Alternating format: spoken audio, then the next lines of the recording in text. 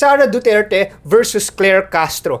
I'm sorry issue. So ngayon Dad, nagdeklara na si Sara Duterte, Vice President Sara Duterte, na siya ay tatakbo para sa 2028 presidential elections. And during her speech, sinasabi niya na siya daw ay humihingi ng patawad sa taong bayan dahil inendorso daw niya si Pangulong Bongbong Marcos at dahil sa kanya ay nanalo daw si Presidente Bongbong Marcos noong 2022 at kanyang apologize na mga nangyari dito sa mga skandalo dahil daw inendorso daw niya ang Pangulo. Ngayon naman, sumagot ang Undersecretary Claire Castro ng Malacanang na bakit naman niya bakit kukunin lahat ni Vice President Sara Duterte ang lahat ng credit sa pagpanalo ni President Bongbong Marcos.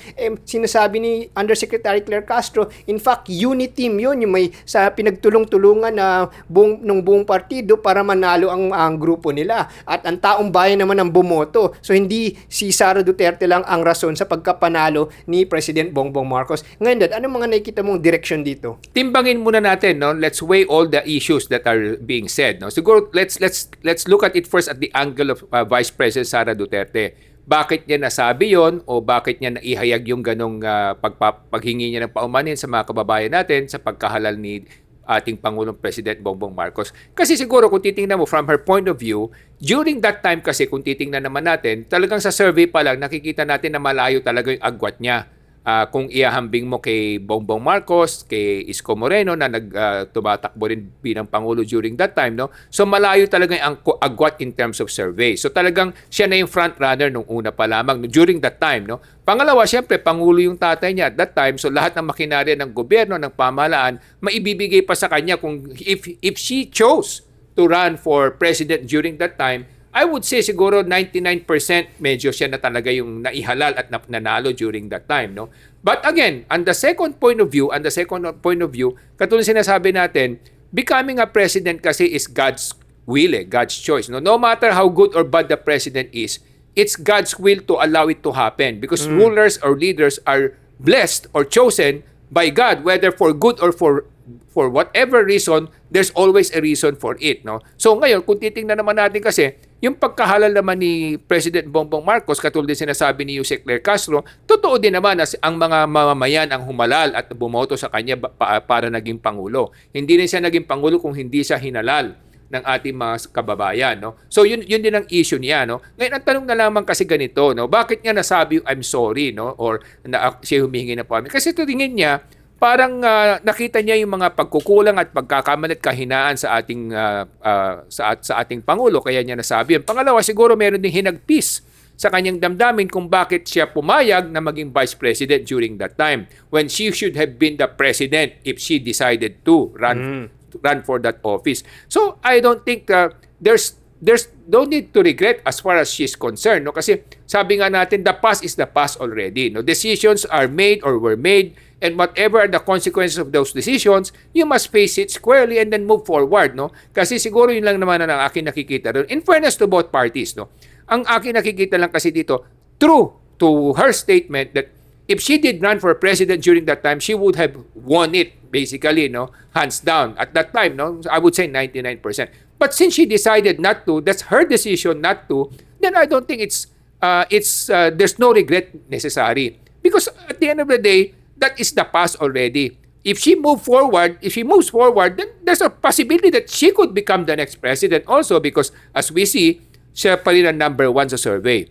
Malayo pa rin yung agwat niya laban sa mga contenders na gusto rin maging Pangulo. So sa akin, at the end of the day, lagi natin sinasabi, ang mga desisyon na nagawa natin may mga consequences yan for good or for better or for worse. Sinasabi nga, no? So ang tanong ko lang kasi niyan, ganito lang naman kasimple. Sila ba nung nagsama bilang isang unit team, meron ba mga maling pananaw o maling mga pangako? Was there a deception for that team to become together, or was that unit team that joined forces together, was it voluntary between two parties? They were both inspired to be together. So kung nagsama na yung dalawa tapos nagkahiwalay, siguro instead na magsisihan, just move forward and look forward towards what can be done for the good of the country. Yun ang akin nakikita rito. Well, Dad, I think yung magiging biggest regret or dapat mag-sorry si VP Sara Duterte ay sa kanyang ama na si President Rodrigo Duterte. Kasi sa totoo lang, kung nanalo si VP Sara Duterte at siya mismong tumakbo nung 2025 or 2022 elections bilang maging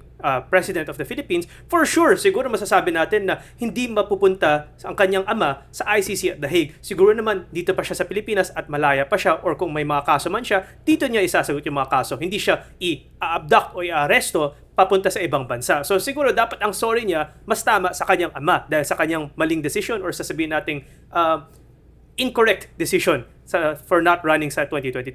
Pero Dad, and Morgan, actually, medyo nice pa ang sinasabi ni Morgan na mga sinasabi ni Claire Castro. Kasi Claire Castro said some spicy things rin regarding VP Sara Duterte. First, sabi ni Claire Castro, after the announcement ni VP Sara Duterte for 2028's presidency, sabi ni Claire Castro, ganyan kasi pag politician.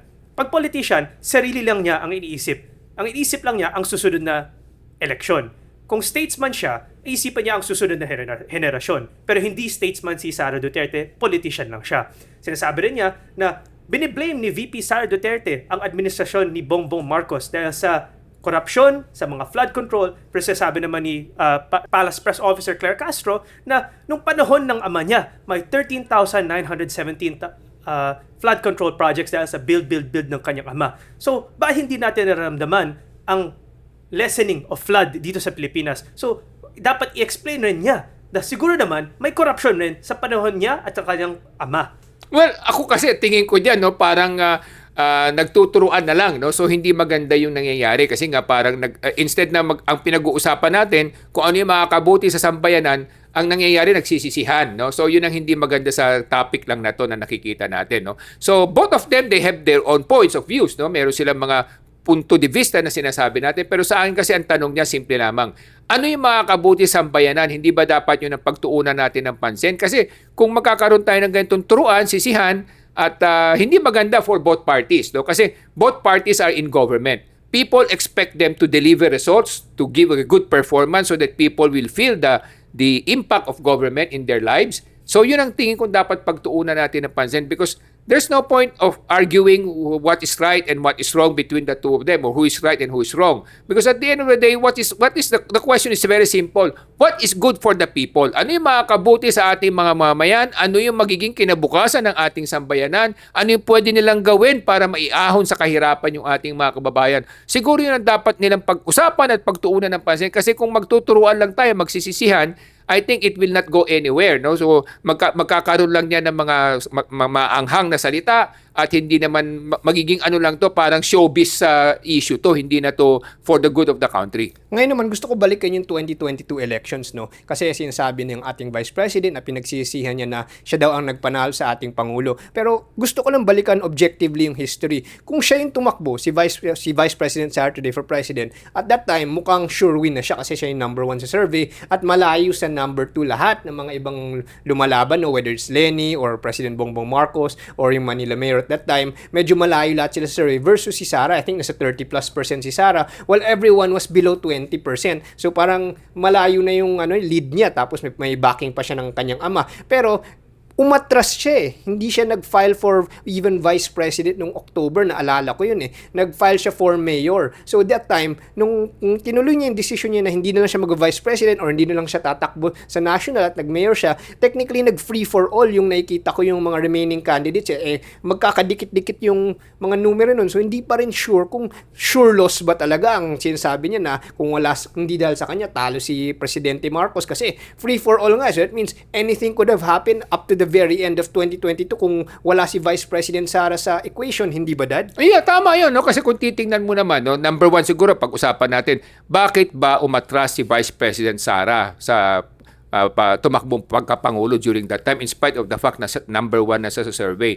Yung mga ating nakalap na mga kwento-kwento o mga chismis is that para nagkaroon sila ng tampuhan ng kanyang ama during that time at saka ni Senator Bongo. Yun ang ating nababalitaan, no? So kaya parang nawalan siya ng ganang tumakbo bilang president or vice president during that time, no? So yun ang una doon. Pangalawa, katulad din nga sinabi mo, kung talagang pinagpatuloy niya running for mayor na lang, nanalo naman siya mayor ng Davao, kung talagang tinakbo niya yon, di tatama ka, no? Pwedeng manalo pa rin si Bongbong without her, no? It's possible kasi magkakadikit nun si Bongbong, si Leni at si Isko, di ba? Dikit-dikit eh. Correct, tama. Magkakalapit eh. It could have happened that way, no?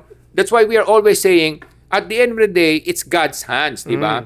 Kamay ng Panginoon ang nakialam kung paano tatakbo ang politika natin, di ba? Minsan sinasabi natin parang mali yung taong naihalal, parang hindi tama, hindi siya dapat doon sa pwestong yun. Pero if God allowed it to happen, there is always a reason for it to happen. Yun lang ang punto doon, no? Kaya nga, sometimes, we cannot we cannot try to be God, no, trying to say that this could have happened or this could have happened, because God's ways are not our ways, no. And his knowledge and his wisdom is beyond us. So therefore, we cannot say na ito tama, ito mali. Let's just do our best, let's give our best, and let God take care of the rest. Yun ang aking pananaw at paninindigan sa aking paninindigan. So ngayon mga kababayan, dito sa Ilocano Defenders Party List, kami naniniwala na edukasyon ang solusyon sa pag-angat ng bayan. Kasi pag edukado ang tao, malalaman niya kung sino yung mga tamang kandidato, ano yung mga plataforma nila, ano yung mga nakaraan nila, at sino dapat ang mayiging pangulo sa panahon na kailangan natin ang mga plataforma nila. Kasi pag edukado ang bayan, malakas ang bayan,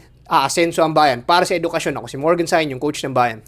Mga kababayan, malapit na ang 2028 presidential election at importante na piliin ng mga Pilipino ang tamang mga liderato para sa Pilipinas. At para piliin natin ang mga tamang liderato, kailangan mas edukado ang mga Pilipino para mas tama ang magiging desisyon nila at mas makikita nila kung sino ba ang tama para sa bayan. Kaya ang layunin ng Ilocano Defenders Party List ay taas ang antas ng edukasyon para sa bawat Pilipino. Ako po ay si Solomon Sai, ang inyong kuya ng bayan. Marami nagtatanong sa amin, sa aming samahan na Ilocano Defenders Party List kung sino daw ang aming kakampi, kung sino daw ang aming pinapanigan. Marami nagsasabi dahil kami mga Ilocano at ang aming pangalan Ilocano Defenders, kami kumakampi lamang sa mga Ilocano. Hindi po totoo yun. Ang paninindigan ng Ilocano Defenders Party List, iisa lamang po. Ang aming paninindigan ay mabigyan ng tamang kaalaman, karunungan ang ating mga kababayan para sila ay magkaroon ng mas matiwasay at mas masaganang kinabukasan. Yun pong aming sinusulong, yun pong aming pinaglalaban, ang kinabukasan ng sambayanan at katiwasayan ng ating pamahalaan. Ako po si Michael Sain, yung dad ng bayan.